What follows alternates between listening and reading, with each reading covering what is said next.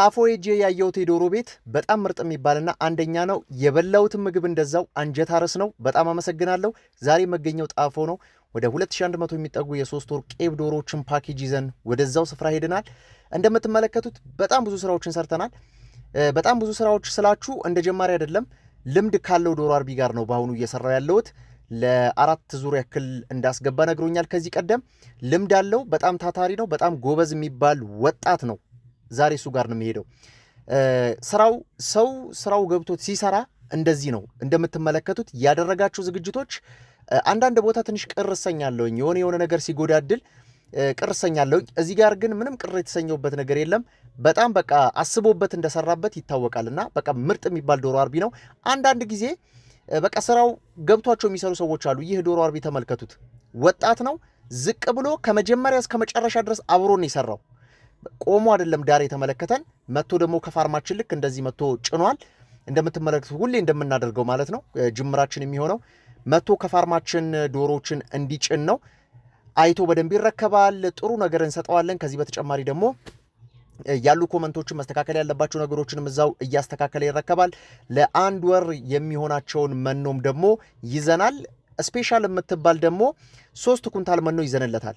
ስፔሻል መኖ ማለት ነው። ይሄ ለአንደርዌት ዶሮዎች ማስተካከያ የሚሆነውን መኖ ይዘንለታል ማለት ነው። በተለይም ደግሞ በተለይ ገበያ ላይ ካለመገኘቱ ጋር ተያይዞ ወይም ደግሞ በፑሌት ፊድ እየተጠቀሙ ወይም ደግሞ የቄብ ዶሮዎችን መኖ እየተጠቀሙ ዶሮዎች በምንም አይነት ጉዳይ ሊሻሻሉ አይችሉም። ለምን?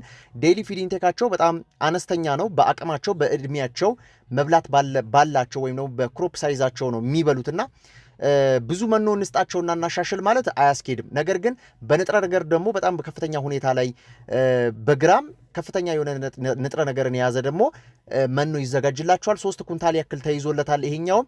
ስለዚህ በምትመለከቱት መልኩ 2100 ዶሮዎችን ዛሬ ወደ ጣፎ ይዘን እንሄዳለን ማለት ነው። ፓኬጅ ነው እንደምታውቁት። እንግዲህ ፓኬጆችን ስንሰራ ተጨማሪ ክፍያ እንደማንጠይቅ ታውቃላችሁ። ከትራንስፖርት ጋር ተያይዞ ከኬሚካል ርጭት ጋር ተያይዞ የተለየ ግብአቶችን የምትፈልጉ ከሆነ ግብአቶችንም ጨምረን በራሳችን ሰራተኞች ይዘን እዛው ድረስ እንጓዛለን ማለት ነው። ይህንኑ እያደረግን ያለ ነው። በታዘዘው ትእዛዝ መሰረት በቀናችን በተወሰነ መልኩ መንቁራቸው ስለተቆረጡ እነዚህ ዶሮዎች እስኪያገግሙ ድረስ ባለው ትንሽዬ ጊዜ ወስደናል። ወደ 1 ሳምንት የሚጠጋ ያክል ለማገገሚያ ጊዜ ሪከቨሪ ታይማቸው ስለሆነ ማለት ነው። ስለዚህ ለዚህ ወስደን እዛ ደርሼ ደግሞ ያየሁት ቤት ይህንን ይመስላል። እኔ አላቅም፣ በቃ ደስ አለኝ ቤቱን ሳየው። ተመልከቱት፣ የቤቱ ቁመት ወድጄዋለሁኝ። እንደውም ይሄ ቁመት ለእኛ አካባቢ በጣም የሚመጥን ነበረ። እዛም አካባቢ መሆኑ አይከፋም፣ በጣም ጥሩ ነው።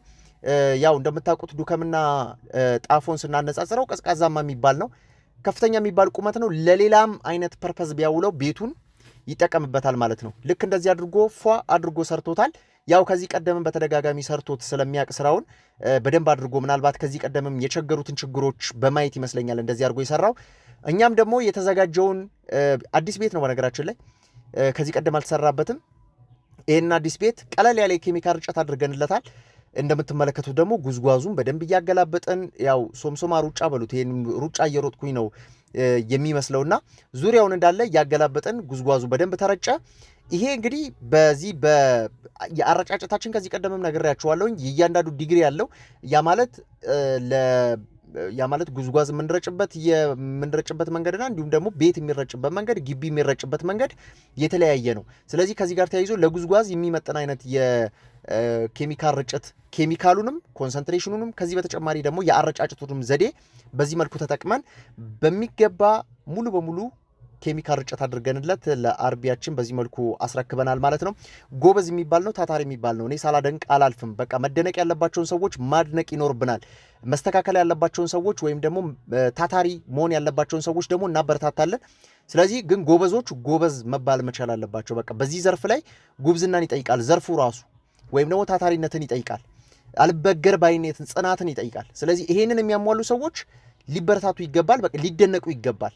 ስለዚህ ዛሬ የሄድኩበት ቦታ በጣም ደስ የሚያሰኝና ተመችቶኝ የሄድኩበት ነው። እኔ ደግሞ እንደምታውቁት በጣም የሚመቸኝ ምግብ ስበላ ነው። ምግብና ቡና ከተሰጠኝ በኋላ ደግሞ በቃ በጣም በእረፍት ነው ወደ ቤት የሚመለሰው ማለት ነው። ስለዚህ እንደምትመለከቱት በዚህ መልኩ ስራውን ሰርተነዋል። እኛ ጋር አገልግሎት ማግኘት ለምትፈልጉ በ3 ወርም በ2 ወርም የቄብ ዶሮዎችን እያቀረብ እንገኛለን። ማቅረብ ብቻ አይደለም ማስተዳደርም ከፈለጋችሁ ማቋቋምም፣ በተለይ እኔ መስራት አልፈልግም፣ ጊዜ የለኝም፣ አካባቢ እዚህ አይደለም፣ የምሰራበትና የምኖርበት ሌላ ቦታ ነው ካላችሁ እዛው ድረስ ሄደን የማቋቋሙ ስራ የማደራጀቱን ስራ አይ ደግሞ እኔም ስራው ላይ ደግሞ እንዲኖረኝ እንጂ መሳተፍ አልፈልግም፣ ጊዜ የለኝም፣ ስራዬ ሌላም ስራ አለኝ የምትሉ ሰዎች ካላችሁ የማስተዳደር ስራ ደግሞ በአግሪመንት ተቀብለን እናስተዳድርላችኋለን ማለት ነው። ስለዚህ ከዚህ ጋር ተያይዞ ፓኬጆችን የምትፈልጉ ካላችሁ እንደ ምርጫችሁ ለ500 ዶሮም ቢሆን ለ1000 ዶሮም ቢሆን ለ2000 ለ3000 ለ4000 እኛ የትም ቦታ ሄደን ፓኬጅ የመስራት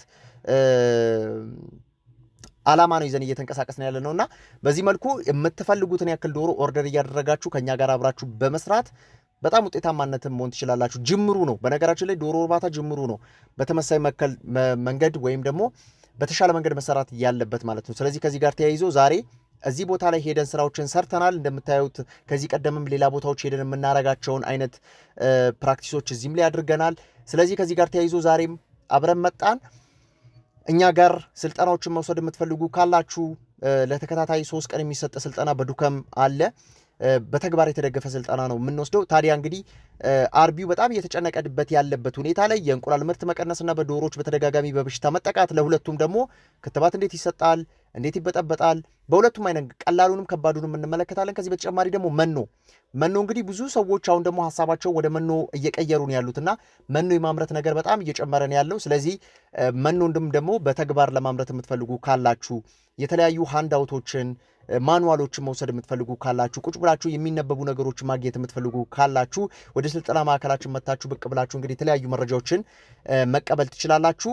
በዘመናዊነት በላቀ መንገድ ከዚህ ቀደም ተሰርቶ በማይታወቅበት እንግዲህ ያደጉት ሀገራት የሚሰሩበትን አይነት መንገድ ተከትለን እየሰራን እንገኛለን። ስለዚህ መታችሁ ፋርማችንን መጎብኘት፣ ኦርደር ስታደርጉ ጎብኝታችሁ አይታችሁ ገንዘባችሁ የት እንደሚከፈል የት እንደሚገባ አይታችሁ ነው ክፍያ የምትፈጽሙት ማለት።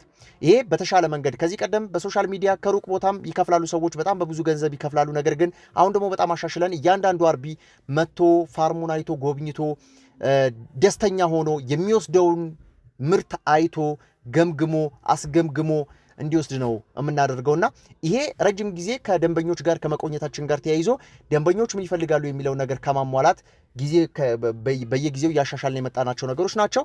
ስለዚህ እነዚህን ጉዳዮች ዛሬ ሰርተናል። እንግዲህ በሚቀጥለው ደግሞ የት እንደምንሄድ አሳያችኋለሁኝ።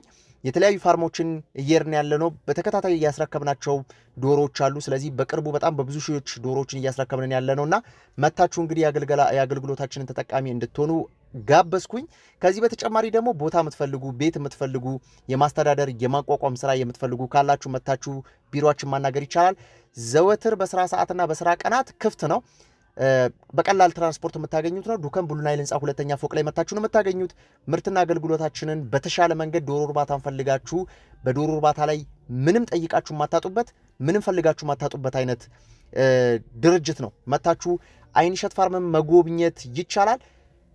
ስለተከታተላችሁኝ እጅጉን አመሰግናለሁኝ። በቀጣይ መዳረሻችን ሌላ ቦታ ነው የሚሆነው። እስከዚያው ድረስ እንግዲህ አብራችሁኝ ቆዩ። በአዲስ መረጃ በቀጣይ እመጣለሁ።